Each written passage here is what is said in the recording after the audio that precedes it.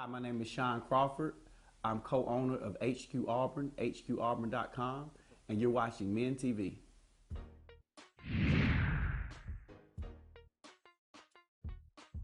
I'm a entrepreneur.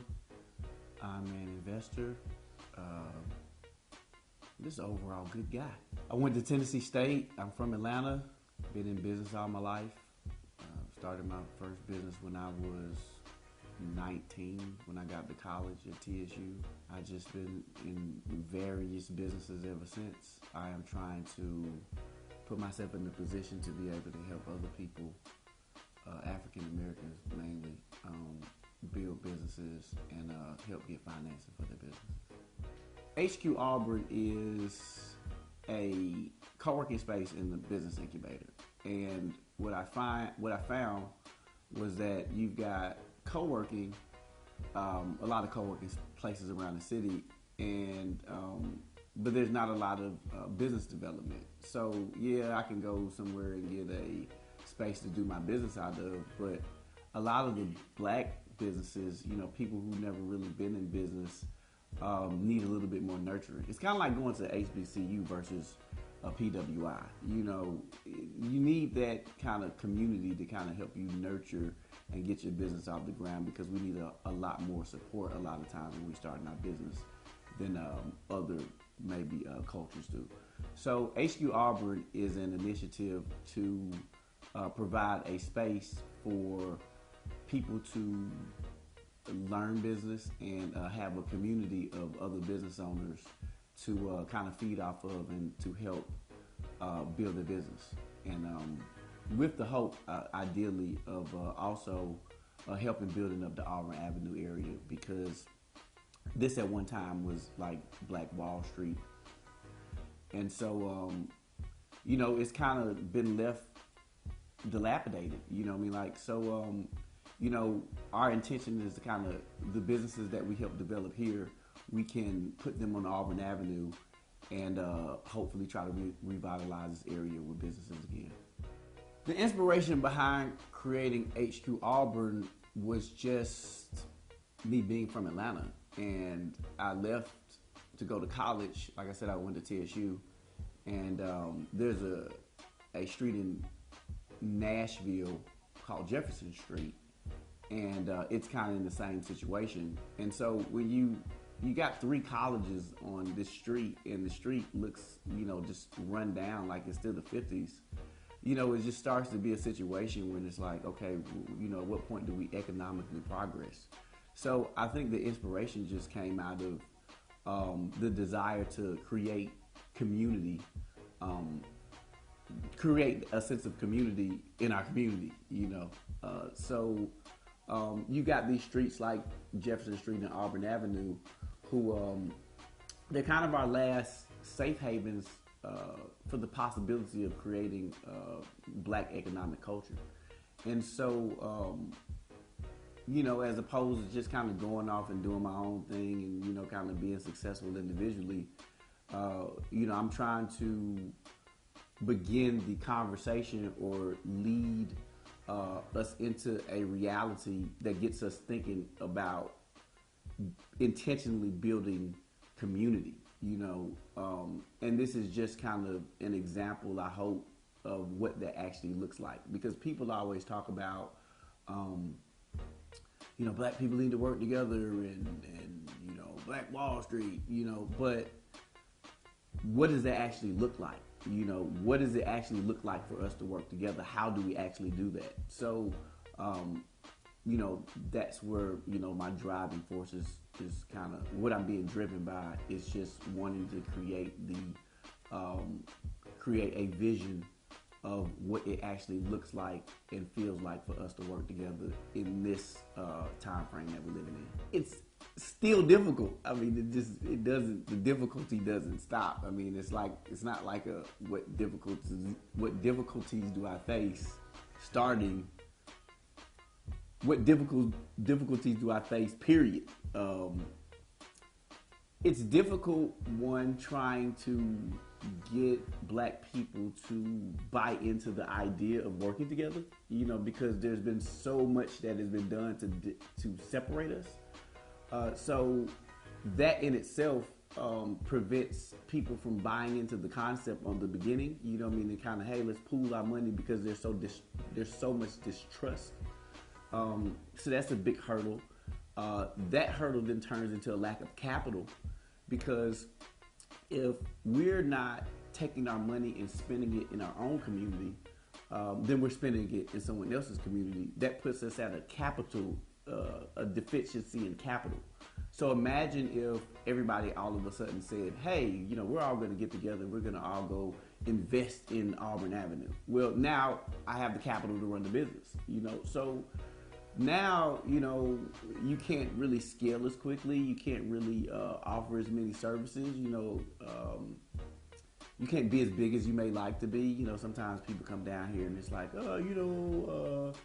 it's kind of like Spaces. And I'm like, well, they have millions and millions of dollars. They have lots of capital behind them. So, you're just going to have to, we got to work with what we got. So I think those are the main challenges, trying to shift the paradigm of black people into not being so individualistic, and beginning to trust each other enough to want to see a vision and work to make that vision a reality, and then see that vision and then work together financially, because we can come together to do to go to sporting events. We can come together to go to the club.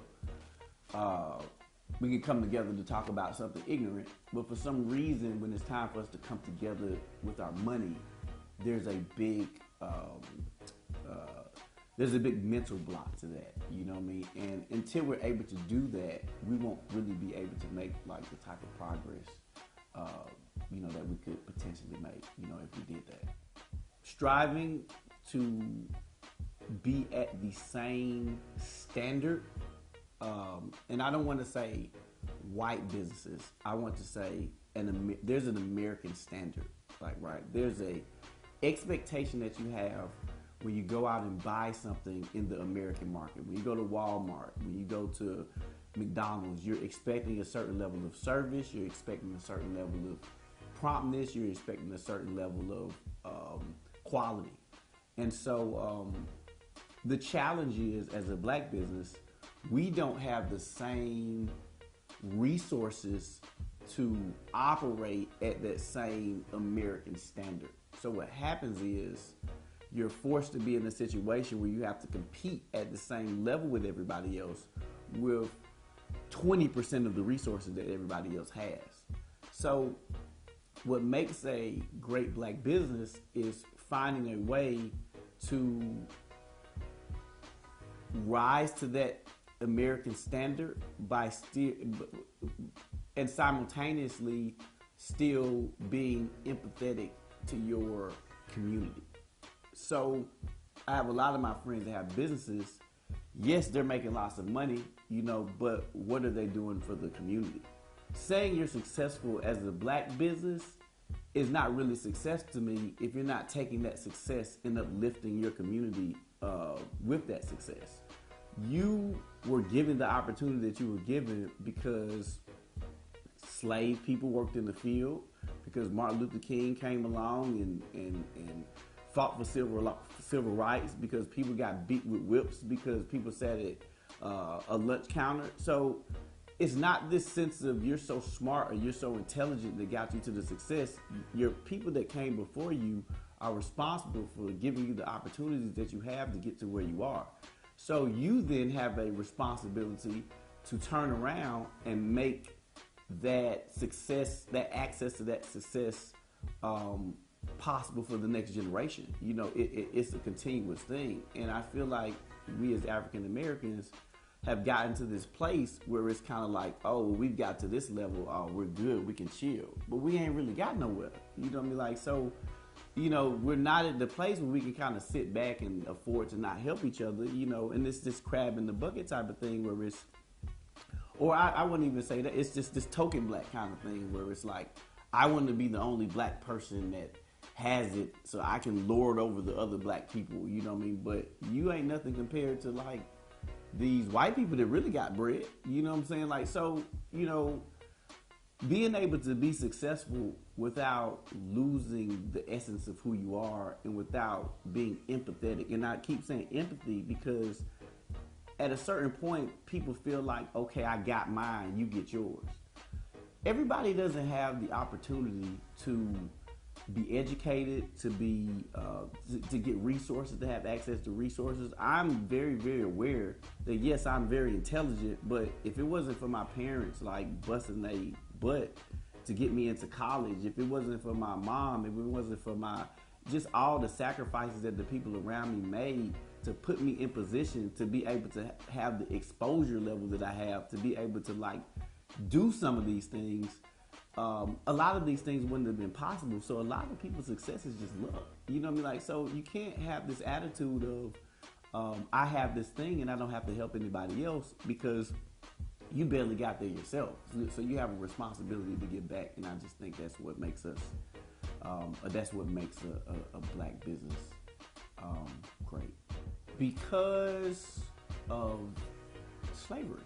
I mean, this is just a real simple answer. I mean, we were divided. This is by design.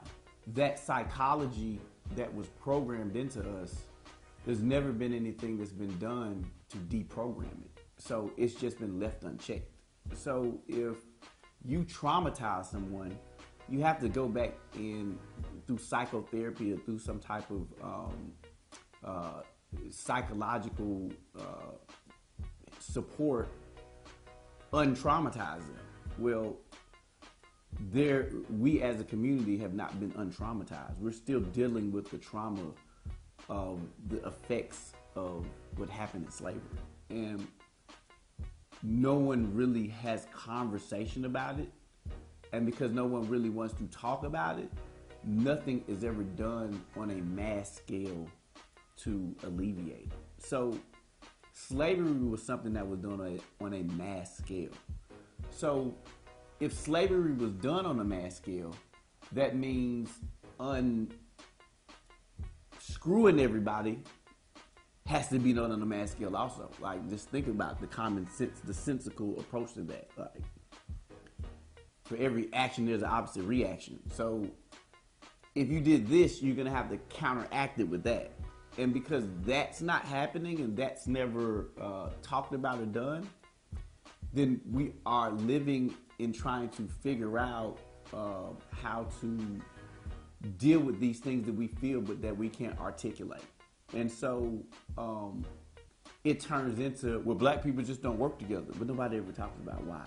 You know what I mean? Like, and so, and then it just becomes just the thing that is said, you know, that nobody deals with. It also has to do with our general low self-esteem. Like, so to be able to work with someone else, you have to have a level of internal fortitude, you know what I mean? Like, to be able to open yourself up to someone. So you have to be very confident and solid in your internal, you know, in yourself internally to be able to make yourself vulnerable to someone else. It's all trust, like, right? So to trust someone, you have to be vulnerable. To be vulnerable, you have to have a high level of self-worth and a high level of resiliency internally. And so because our self-esteem has been attacked, we're scared to trust somebody, or when we do trust somebody and it doesn't work out, our paradigm then becomes, well, I can't trust nobody. You know what I mean? It's just black people, they always, you know, X, Y, Z. The reality is, everybody gets over on somebody at some point in life. It's not a black thing. You know what I'm saying? Everybody at some point in life is going to hurt you or screw you over or whatever. The thing about it is how you decide to view the world after that. You know what I mean? So you can look at the world as all these people out trying to get me and I can't trust nobody, so I'm not going to trust nobody. Somebody coming along that's not out to get me as an outlier. Or you can look at the world as people are genuinely, you know, pretty much good, and somebody that I run into that I can't trust is an outlier. And so that's the fundamental difference that I see culturally. One, begin to cultivate your network very early. So it's not so much about going to college that makes college doesn't necessarily make you successful from what they teach you. College makes you successful from the network that you get if you were being intentional by being there. So success is really about the network of people around you. You're going to be as successful as the people that you know, and not just because of the access to their resources, but because of the access to their influence. So if somebody was around me all day long, they're going to pick up on my hard-working habits. They're going to be hearing me talk about money all the time. They're going to see me up working and, you know, grinding, you know, so that's going to inspire them to do the same thing. So if your circle of people that you've surrounded yourself with are successful, it's going to force you to be successful too. So the earlier that you cultivate that environment around you of success, the earlier that you'll get to where you're going. The other thing is playing with money. You know what I mean? Like learning how to take risks while you're early so that you're not risk averse, because all this stuff is really just risk. Learning how to live a minimalistic lifestyle, because you're going to have to channel all your resources into capital or into cash flow. So you can't spend your money unwisely. You can't trick off money in the club. You can't trick off money on girls. You can't waste anything. So learning how to be resourceful, that's the word I'm looking for. Learning how to make something out of nothing, and learning how to live, I won't even say beneath your means, because you should be learning how to live at a level that is just at the minimal of the level of exactly what you need. You know what I mean? A lot of things in life you don't really need it. You know what I mean? You're being sold and told that you need it, and because you feel like you need those things, you're not able to put resources into the things that you really do need, into the things that really do matter.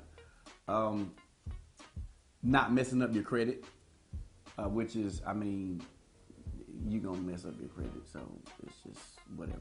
You know, that's just gonna happen. And just, just not taking shortcuts. You know what I'm saying? And just, you know, what happens sometimes is you get tight, things will get tight, and you can tend to do things that may compromise your integrity. You know what I mean? Or you could tend to do things that could that satisfy a temporary solution, or that feel good temporarily, because, you know, after a while of grinding, you in a hurry to like get to where you're going after a certain time. You feel like, man, while I'm working, why am I not there yet?